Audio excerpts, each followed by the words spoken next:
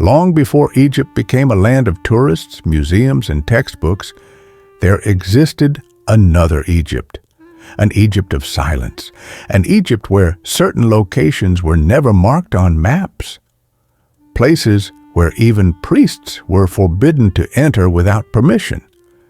Ancient records speak of sealed places beneath the desert, not tombs meant for honor, but chambers meant for containment. These underground spaces were different from royal tombs. No colorful paintings, no prayers to Osiris, no names carved into stone. Instead, explorers found something unsettling: absolute symmetry, walls so straight they look machine-cut, floors polished to a mirror finish, where even torchlight reflects evenly. In some shafts, air circulation exists where none should be possible. In others, the silence is so complete it feels physically heavy. Early archaeologists reported fear, not superstition, but a feeling that these places were never meant to be entered. The deeper these tombs go, the less human they feel, which raises a terrifying question. If these were not tombs for the dead, what were they built to protect the living from? The official story says ancient Egypt used copper chisels, stone hammers, and sand. But the stone tells a different story. Granite, one of the hardest natural stones on earth, dominates Egypt's most important chambers. Granite sarcophagi, carved from single blocks. Granite ceilings weighing hundreds of tons. Granite chambers buried deep underground. Under magnification, the tool marks do not match hand tools. They show uniform pressure, consistent speed, mechanical regularity. Drill holes spiral inward at impossible rates, not chipped, not fractured, cut cleanly.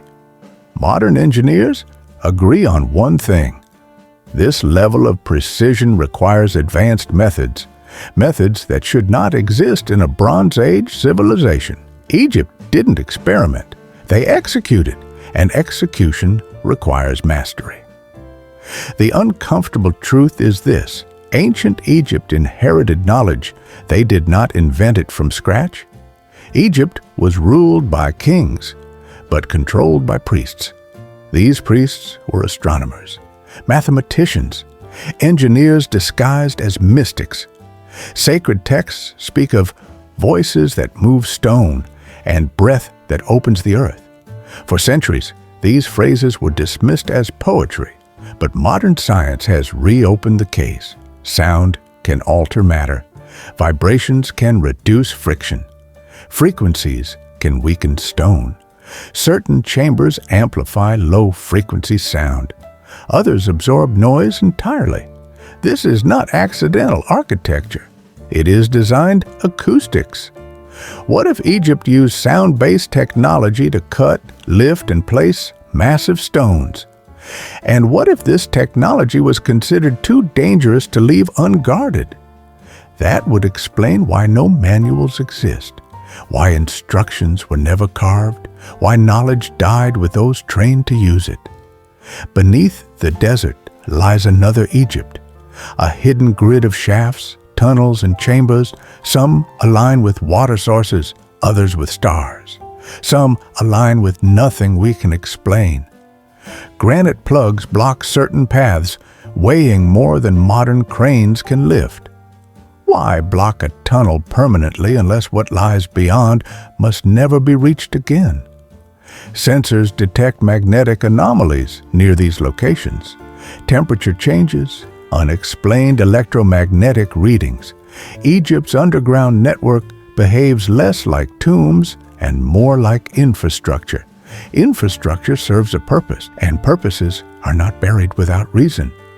Knowledge shapes civilizations, but some knowledge destroys them. Egypt survived thousands of years because it understood restraint. When their advanced understanding began to fade, they chose burial over misuse.